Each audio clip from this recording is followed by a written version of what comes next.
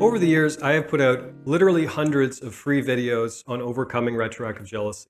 Hundreds and hundreds and hundreds. I've lost count at this point. I don't know how many. Needless to say, of all the hours and hours and hours of content I've put out in my online courses on overcoming retroactive jealousy. So I say that to sort of make the point clear that I have a lot to say on this topic. It's a topic that I remain absolutely fascinated by, very interested in picking apart. I think it's actually a really significant and deep and profound and interesting topic in general. But the point is, I could go on for hours about this topic. I'm not going to do that today. In today's video, I'm going to keep it very short, very focused, very clear. I'm going to share 3 ways you can stop thinking about your partner's past. My name is Zachary Stockill from retroactivejealousy.com, and since 2013, I've been helping men and women from all over the world confront and overcome their retroactive jealousy. By the way, if you didn't know, retroactive jealousy refers to unwanted intrusive thoughts and often obsessive curiosity about a partner's past relationships and/or sexual history. If you'd like more information about my work or you'd like to work with me one-on-one, please visit my website at retroactivejealousy.com.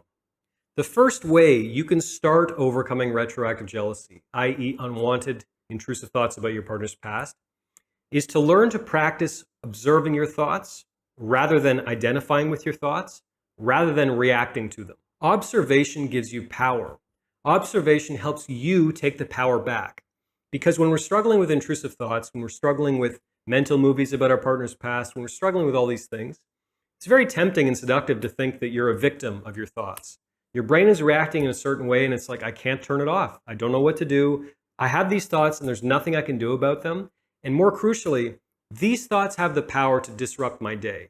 I'm at the mercy of these thoughts, and my emotional reaction to these thoughts is completely guaranteed. I cannot change my reaction to these thoughts. When you learn to practice observing your thoughts rather than responding to them, miracles start to happen.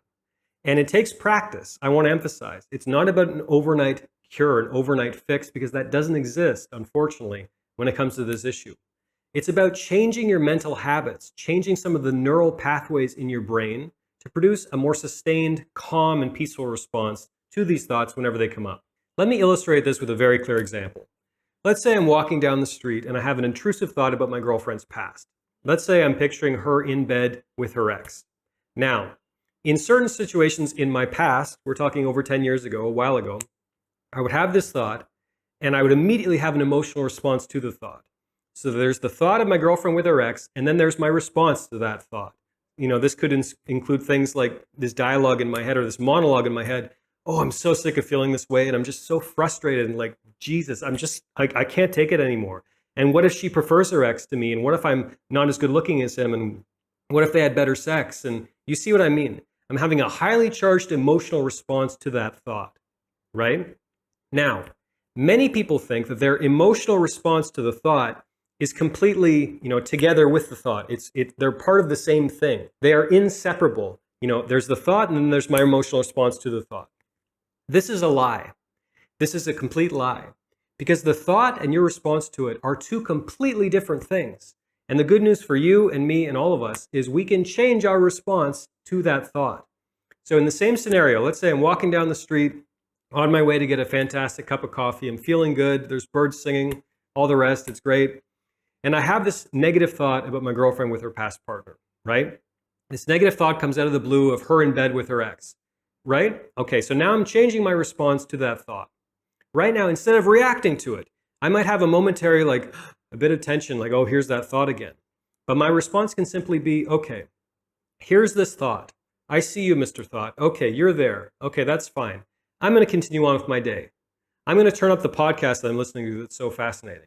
I can't wait for that coffee. I wonder where they got their beans from, this local coffee shop that I love. Oh, there's a bird. Okay. Maybe the thought is still there after some time, and maybe I can feel my response again, react to that thought. I'll have this tension in my chest, like, oh, here it comes again, right? I need to continue changing my reaction to that thought. I need to observe it and simply sort of acknowledge it and say hi and move on with my day, rather than respond emotionally to the thought. The point that I'm trying to emphasize here is once you start changing your reaction to intrusive, unwanted thoughts, whether they're about your partner's past or anything else, miracles start to happen. That's when change really starts to happen with this issue. Before the objection starts, it's easier said than done, Zach. I tried that and it didn't work. Okay. Well, I tried going to the gym one time and I didn't have a 6-pack the next day. What's going on? In other words, it's like going to the gym. It takes practice. It takes persistence. It takes dedication.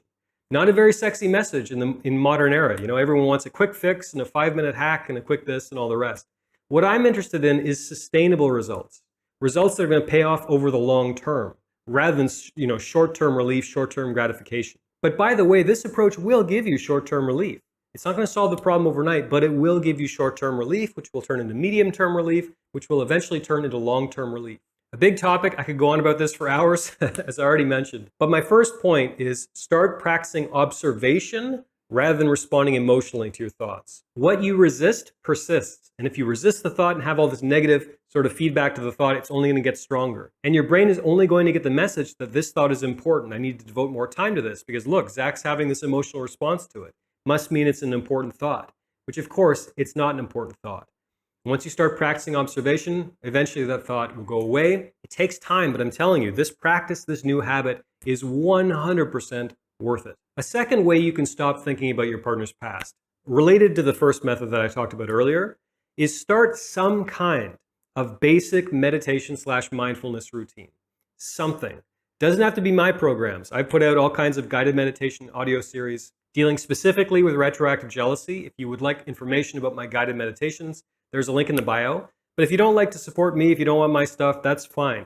The point is to find something that works for you. Some kind of meditation app, some kind of mindfulness practice that works for you, that's sustainable, that you can keep up doing over a long period of time, and something crucially that you're going to stay consistent with. People ask me about meditation all the time. I've been a meditator now for over 15 years, long time. And I always tell people I think it's much better to meditate every day, say for 5 minutes, than to meditate once a week for an hour. If you can only fit in 5 minutes, or that's all you're comfortable with to start, that's great. 2 minutes is better than 0 minutes. And I also think it's important, especially when you're first starting out, to stay consistent with it over the long term. So shop around for any kind of mindfulness program or meditation app. Find something that resonates with you, something that works for you, something that you like, and stick with it over a long period of time. This will dramatically increase your chances of strengthening your ability to observe rather than react to your thoughts, to be able to let thoughts go. Meditation is a wonderful gift. It's free and open and available to everyone. I highly encourage you to devote some time looking into meditation, looking into mindfulness. Finally, I'm going to sneak my favorite one for last, so I hope you'll be open to it. I often tell people the size of your problems is the size of your life. If, as a man, my biggest problem in life is my girlfriend's past, I think I need bigger and better problems in my life. And by saying this, I don't mean to belittle you. I don't mean to say that retroactive jealousy isn't hell and torture and a serious problem. I'm not saying any of that. I've devoted a lot of my working life to this topic. It's something I feel very deeply about. I get it. I was once in your shoes. I remember very well what it was like to struggle with this little bastard of an issue we call retroactive jealousy. What I'm trying to emphasize here is I think it's crucial to maintain perspective on your entire life and not become obsessed with overcoming retroactive jealousy. And that's a really weird thing for a guy like me to say who's so devoted to this issue. What I'm saying is focus on the broader picture in your life. Get bigger and better problems. And by problems, you can substitute the word problems for challenges. In other words, what do you want to learn right now? How do you want to grow as a woman, as a man, as a person? What are some new skills and talents that you'd like to learn? What kind of work do you want to be doing? How can you improve that? Maybe you want to make more money. Maybe you want to have a bigger impact. Maybe you want to be a better father or mother or brother or son or daughter or whatever. What is your mission? Why are you here? And what do you want to do on this spinning rock in the sky before you die? What is your mission? What is your purpose? Why are you here? What do you want your life to be about? What do you want to accomplish on this spinning rock in the sky? What do you want to get done? Who do you want to be when you die? So start thinking about the bigger picture for your life. Get bigger and better problems. And the great thing about this is once you do this, retroactive jealousy starts to sort of gain some perspective in your life. You start having less mental bandwidth, less mental RAM, if you like, to think about your partner's past because you're so focused on your goals. You're so focused on your mission. You're so excited about all the different areas of your life that are getting better. You're excited about where you're going, so you're much less concerned about where your partner has been. There's a quote by Alan Watts that I like and that I cite all the time. Muddy water is best cleared by leaving it alone. In other words, of course, I think it's extremely important to devote some time, some attention, some effort to this issue of overcoming retroactive jealousy. But for example, my online course is not a year-long course for a reason. The goal is to get this handled as quickly as possible so you can move on to bigger and better problems in your life. Don't become obsessed with overcoming retroactive jealousy. Be sure you're maintaining perspective on your broader life. Invest time in habits and pursuits that are going to get you where you want to go. And again, when you do this, retroactive jealousy starts to become less and less important, less of a concern. So that's it. There's 3 ways to help you start overcoming retroactive jealousy, 3 ways to stop thinking about your partner's past. If you enjoyed this video, please take a minute to let me know by clicking the like button below. I'll also ask you to leave a comment, tell me what you think. And while you're at it, please be sure you are subscribed to my channel to be notified of new videos moving forward. Thanks again for watching, and I will talk to you again very soon.